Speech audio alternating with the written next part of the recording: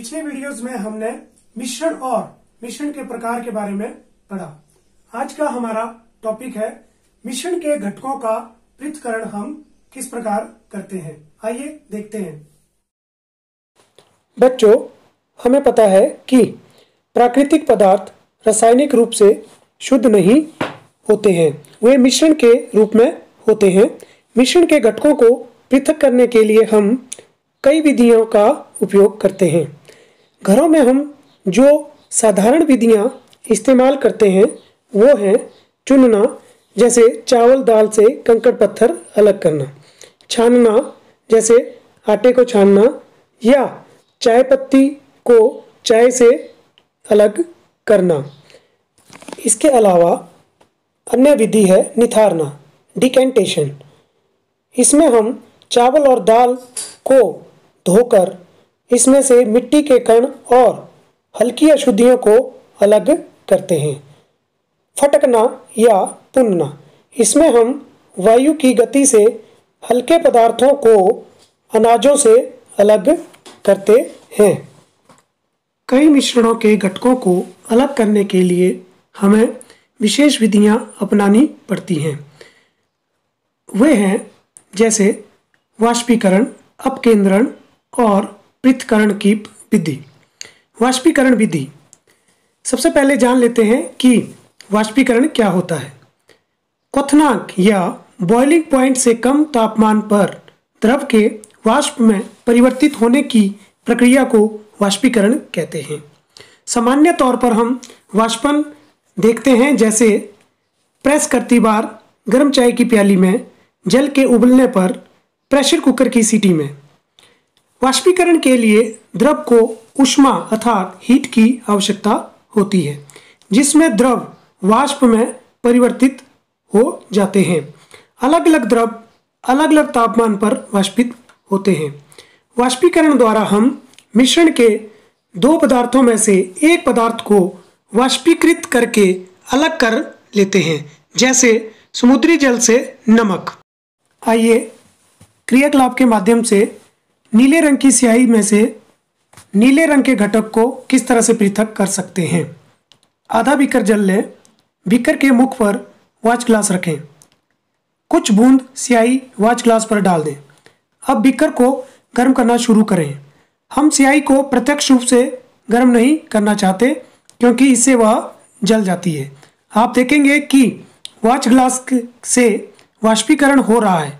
वाष्पीकरण होने तक गर्म करना जारी रखें।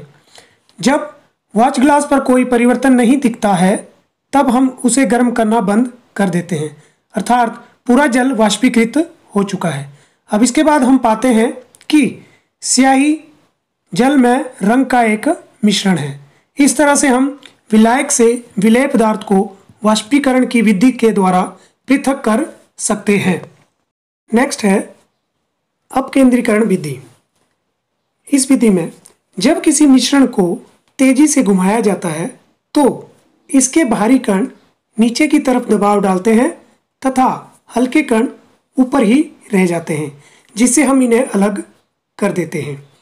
ऐसा इसलिए होता है क्योंकि अपकेंद्रीकरण में दो बल कार्य करते हैं, अपकेंद्रीय बल और अभिकेंद्रीय बल, centripetal force and centrifugal force.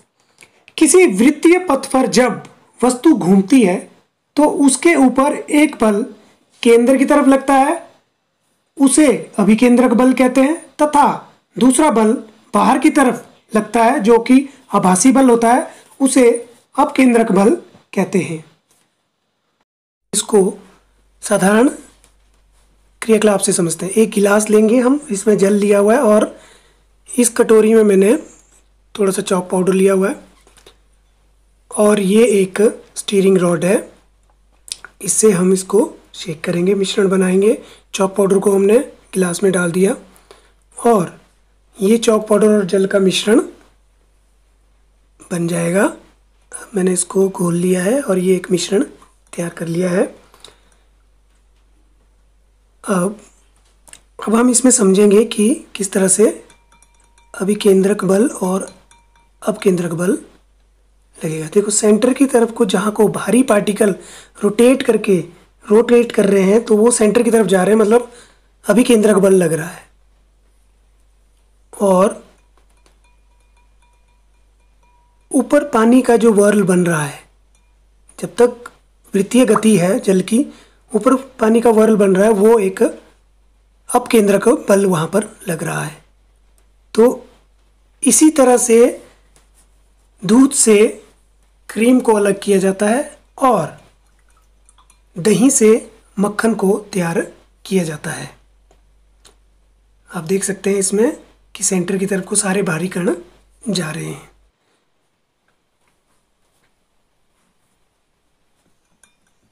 इसको हम अंधेरे में भी देख सकते हैं, थोड़ा विजिबिलिटी हमारी ज़्यादा अच्छी होगी कणों की। आप देख सकते हैं ये ऊपर वर्ल बन रहा है अपकेंद्रक बल के कारण, और नीचे जो भारी पार्टिकल सेंटर के इकट्ठे हो रहे हैं वृत्तीय गति के कारण, और यह अभिकेंद्रक बल के कारण हो रहा है। अपकेंद्रीकरण विधि के उपयोग। अपकेंद्रीकरण विधि का उपयोग डेयरी फार्म में दूध से क्रीम अलग करने के लिए किया जाता है तथा दही से मक्खन निकालने के लिए किया जाता है, तथा प्रयोगशाला में अपकेंद्रीय यंत्र या सेंट्रीफ्यूगल मशीन का उपयोग मिश्रण से पीपीटीज को अलग करने के लिए किया जाता है, तथा टेस्टिंग लेबोरेटरीज में रक्त और मूत्र के जांच के लिए इसका उपयोग किया जाता है, तथा कपड़े धोने की मशीन में भीगे हुए कपड़ों से जल निचोड़ने में भी अपकेंद्रीकरण विधि का इस्तेमाल होता है। नेक्स्ट है पृथक्करण की विधि। दो अघुलनशील द्रव्य को पृथक करने के लिए पृथक्करण की विधि का उपयोग किया जाता है। इसका सिद्धांत है, दो अघुलनशील द्रव्य जो आपस में नहीं घुल सकते हैं, जिसमें से एक पदार्थ का घनत्व दूसरे पदार्थ के घनत्व से कम होता है, इस प्रकार के मिश्रण को पृथक्करण की विधि द्वारा पृथक किया जाता है। उदाहरण के लिए जल व तेल का मिश्रण तथा केरोसिन व जल का मिश्रण। पृथक्करण की में एक तो सेपरेटिंग फनल या पृथक्करण कीप हमें आवश्यकता होती है, दूसरा बीकर की और स्टैंड जिसमें हम इसको लगा सकते हैं, और स्टॉप कॉर्क के साथ ये पृथक्करण कीप होती है। इसमें दो अघुलनशील द्रव को हम डालते हैं और इनको आसानी से पृथक्करण कीप द्वारा अलग अलग कर सकते हैं। पृथक्करण कीप का स्टॉप कॉर्क खोलने से पानी दूसरे बीकर में इकट्ठा कर सकते हैं तथा दूसरे बीकर में बचा तेल इकट्ठा कर सकते हैं। इस तरह से हम पृथक्करण कीप विधि से दो अघुलनशील द्रव्यों को अलग कर सकते हैं। इस तरह आज हमने 3 विधियों का अध्ययन किया। पहला वाष्पीकरण विधि, दूसरा अपकेंद्रीय विधि, तीसरा पृथक्कारी की विधि, और अन्य विधियों का अध्ययन हम अगले वीडियो में करेंगे। तब तक के लिए धन्यवाद।